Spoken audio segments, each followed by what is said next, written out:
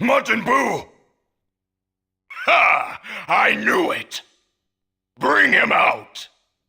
Bring out the guy who's going to fight me! He has to be here! I know there's a great power here! It's nowhere else! Darn, they've been training so hard to defeat Majin Buu, but I never thought he'd come into the Hyperbolic Time Chamber! I want to fight against someone strong! That's what makes it fun! Bring him out! I've got no choice. Goten and Trunks, get ready! Okay! Dum-da-dum-dum. We've been waiting for you, Majin Buu. You two are the strong guy? That's right! You're finished, Majin Buu! Fusion Ha!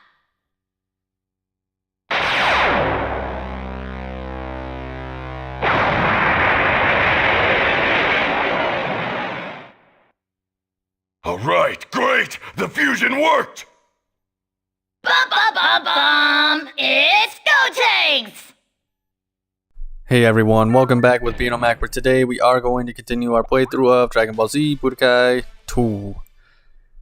Now, last episode, I wanted to clear something up about, I just wanted to finish my thoughts on a cut character that I don't think I've had the chance to mention. There's actually a few, so last video I went over like some cut characters from Budokai 1 and 2. Check those out if you want to, hear back what it is.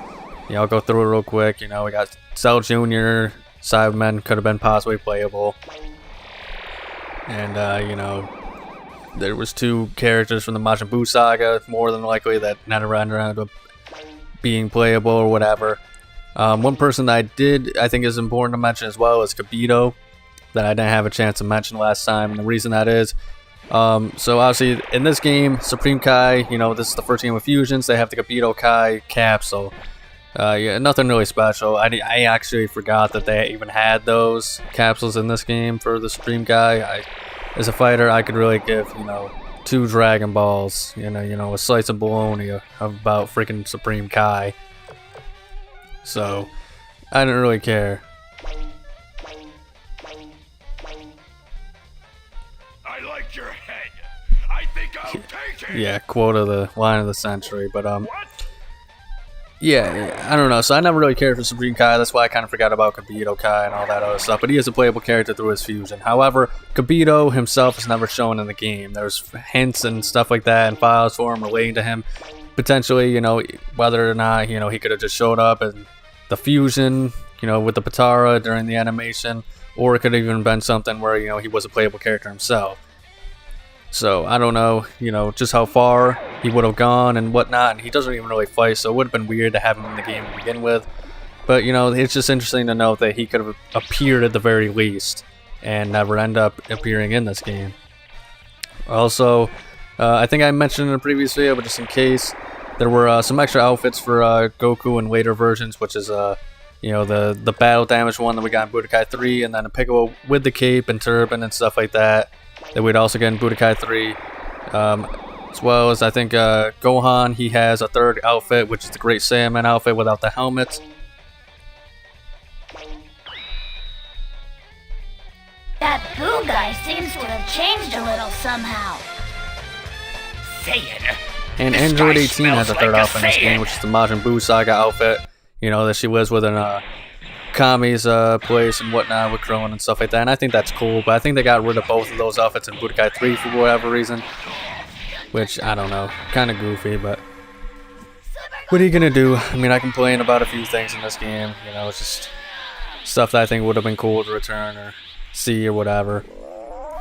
But also, in a later version, I think there's a special version that has Frieza's son, I think it's Kuriza, or Kriza, or whatever his name is. I've never really seen the thing he was involved in, but there's a special outfit dedicated to him in this game.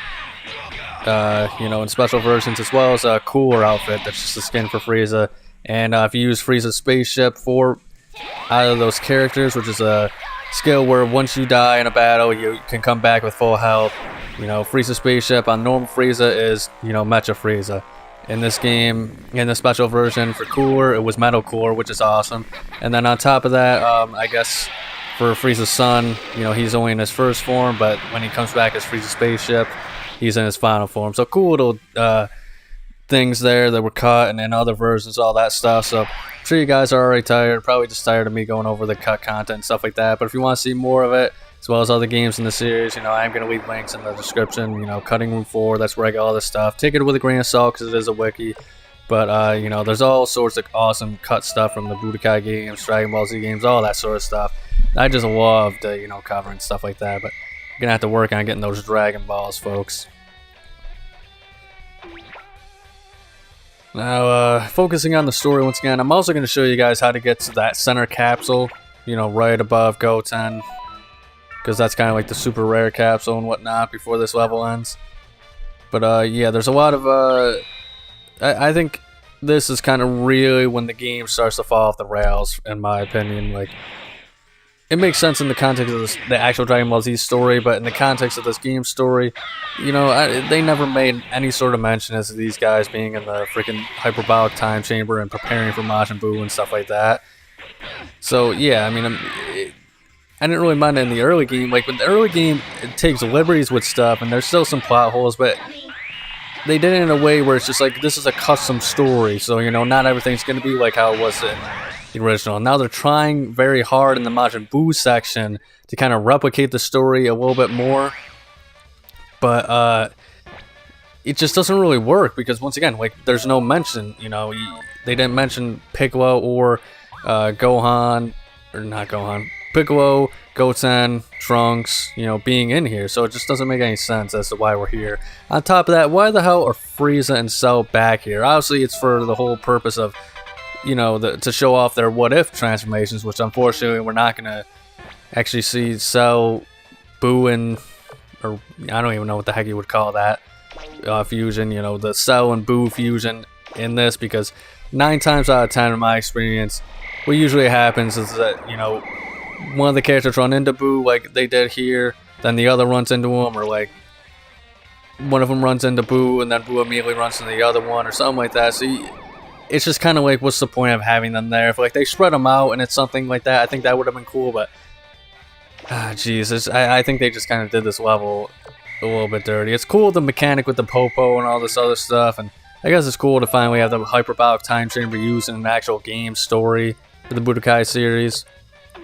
But I think this is just kind of a level that was ultimately done pretty sloppy, if I had to, you know, be honest with it. You know, very fun to see, though, the what-if transformations, but they just didn't do it very well, I don't think.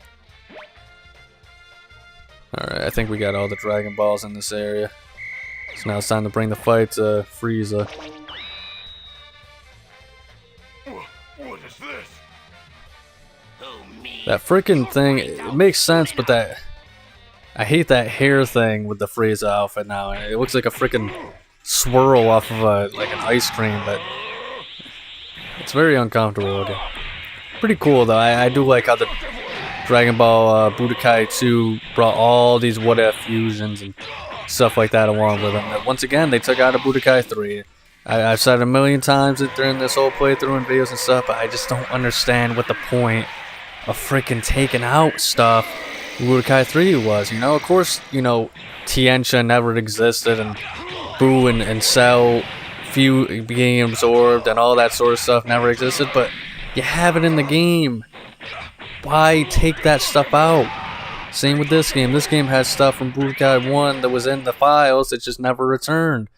No Dodoria, no Zarbon, no Android Knight freaking Teen. And of course, I'll be honest, I don't really give a shit to play those guys. It's just, I like to have them as henchmen for variety's sake, you know, in world tournament modes. And of course, there's obviously people that like to play as those characters for some reason, but they exist. I mean, heck, I like freaking Jace from the Ginyu Force, and, You know, I think everybody has like those characters that are not really most popular in media, but a lot of people still have fans of them. I think it's just kind of not right to take those guys out when they're already in the freaking files and there's no reason not to have them. Know what I mean?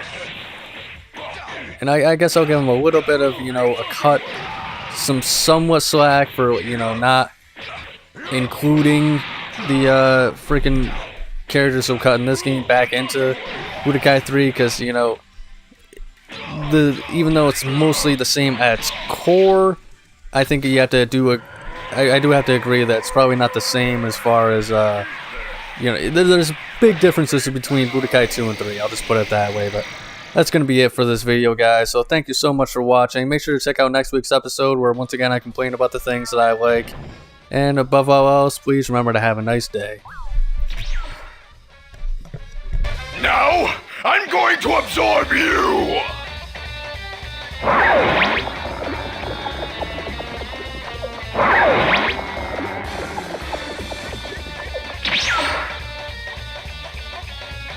Remember this. I'll be back for you. Wait! Don't run away, Majin Buu!